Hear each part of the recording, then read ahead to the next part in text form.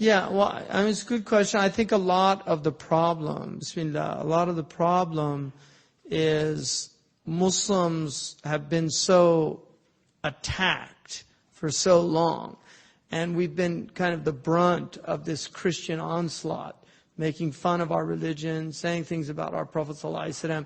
And there is certainly a certain type of Christian that indulges in that. But if you look at the Christians that do that, they're like the Muslims that do the same thing on the other side. They're uneducated. They're usually very provincial in their outlook. And they're pretty much against everybody. So it just, the Prophet ﷺ was very gentle with people. He أدعو إلى سبيل ربك بالحكمة والموعظة الحسنة وجادلهم بالتي هي أحسن. I mean, even the ulama say those three are different types. Imam al-Ghazali says they're based on the different types of people. There's an interesting, how many people have read Malcolm Gladwell? A lot of people, huh? Did people read The Tipping Point probably? How many people read What the Dog Saw? Less. Yeah. Anyway, Malcolm, does anybody know about his friend, I think his name's Charlie Moskowitz, the food tasting guy? Spaghetti, ragu spaghetti, prego. This guy, he's a psychophysicist, these people that do metric physics, where they measure things, and they're used in food industry to get the right ingredients in processed food. You have to have exactly the right. It's why Starbucks coffee tends to taste the same wherever you go in any Starbucks, because they do it based on these psychometrics. But anyway, Moskowitz, they wanted to make the perfect Pepsi, and Moskowitz took him a while to realize it, but he realized that there wasn't a bell curve. It just didn't work. You didn't get this dominant group of people in the middle. The plots were all over the place. And basically what he realized is that people tend to fall into three categories. It's very common. And these categories are mentioned, even the believers fall into three categories. The ظالم لنفسه مقتصد وسابق بالخيرات ثم أورثنا الكتاب الذين اصطفينا من عبادنا. We inherited the book to those who we have chosen from our servants. فَمِنْهُمْ ظَالِمٌ لِنَفْسِهِ. Among them are wrongdoers against themselves, but yet they're still chosen. And then amongst them are the muqtasid, the people that are middle. They do good, and then the sabiqu bil khayrat bi'idhnillah, then there's the outstrippers.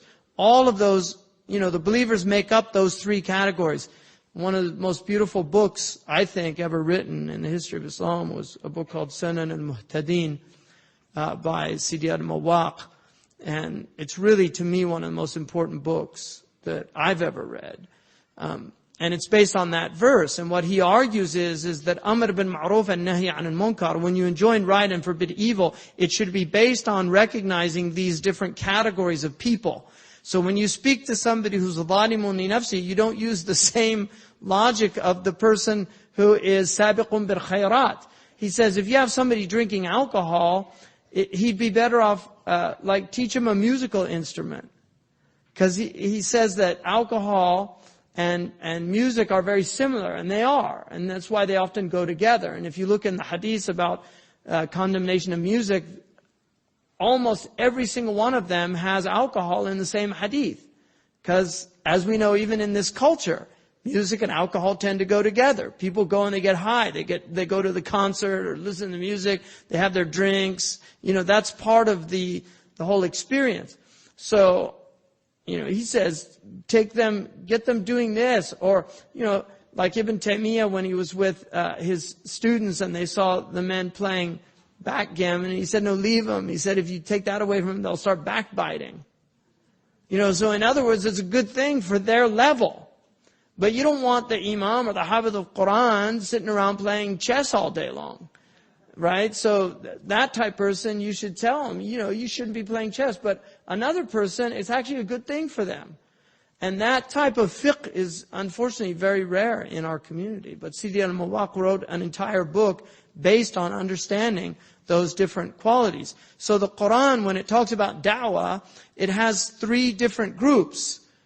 Call with hikmah, with wisdom, and because there's a certain type of people that you need an intellectual discourse. Because hikmah here is using the intellect. Hikmah in pre-modern formation was the highest level of knowledge. You had science, understanding, and then wisdom. That's the highest. Science is like information. It's what you get on Google.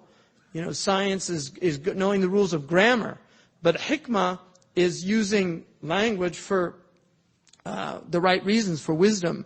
So, speaking to people at that level, there are certain people that you engage intellectually. And then there's certain people, the maw'idah, it's more emotional. You speak to them at more of an emotional level because they're not as rational. I mean, Dr. Ramadan kept saying, set aside your emotions, right? Because he's like a rational type person, but the majority of people aren't rational, and they're not going to set aside their emotions. Most people are very much in the emotional realm. And those type of people, you have to speak to them in a certain way. And then also knowing temperament. Right? A lot of us don't think about temperament, but the amzija are real. People have different temperaments. Traditionally, in the Islamic tradition, you had 4 temperaments. The Safrawi, the Saudawi, the Balghami, and the Damawi. And like each person has an underlying temperament, and then they usually have a secondary temperament. And these define your personality. So a Safrawi person, they get angry easily. It's just their nature. And you might be one of those people, but people in your family that the slightest thing sets them off. And then you have a Balghami person who's just like, you can hit them over the head with an axe and they're just like, it's okay, man, I'm fine. They're just, everything, it's all mellow and I'm fine. Everything's okay. What's everybody so upset about? Right?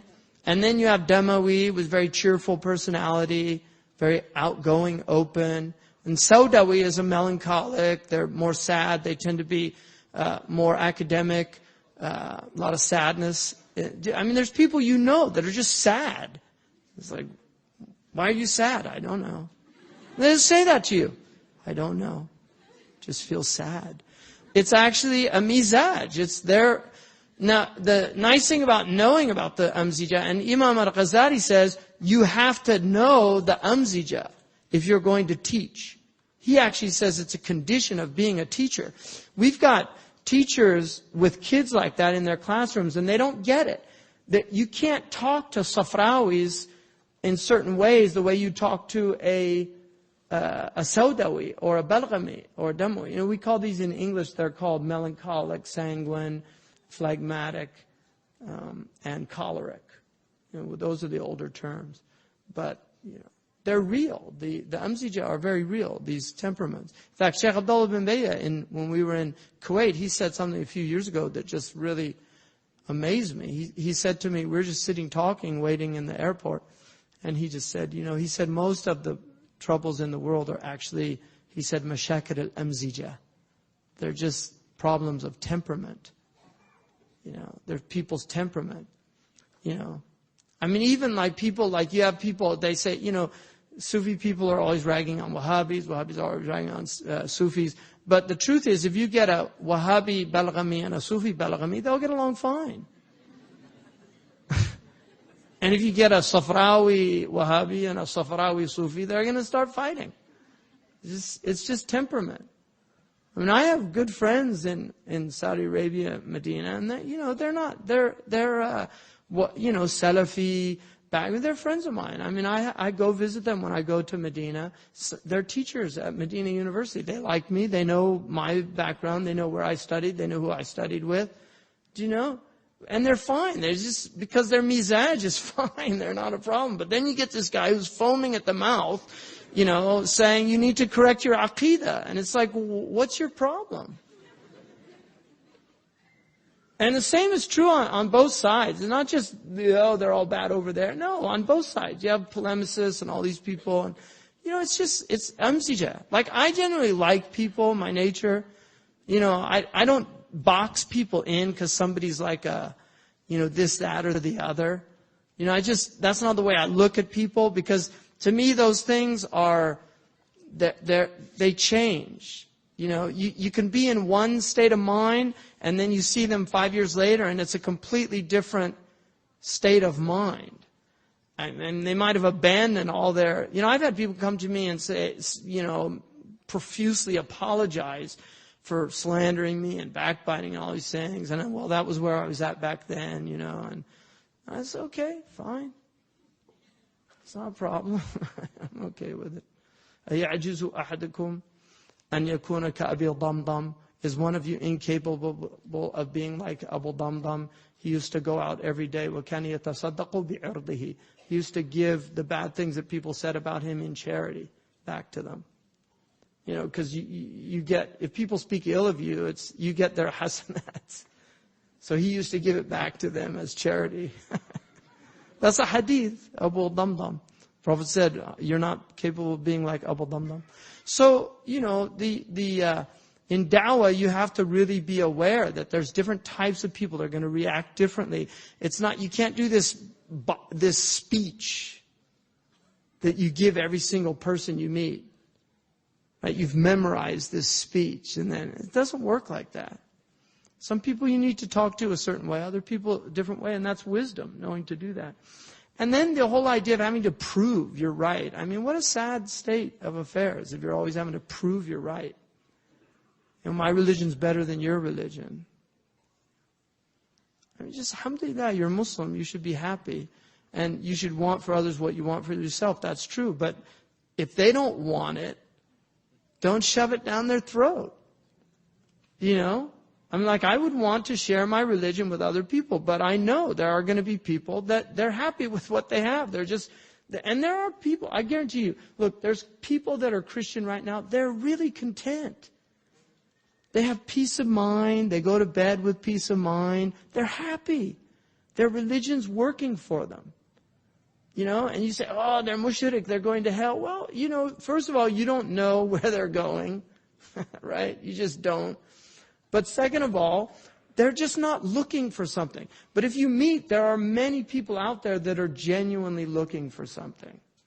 They're really looking. They want to find the truth. And if you can help them on that path, then that's wonderful. But this might not be the truth they're looking for. You know, may the best da'wah win. So I just, you know, I would really be careful about polemics. You know, one of the students I had...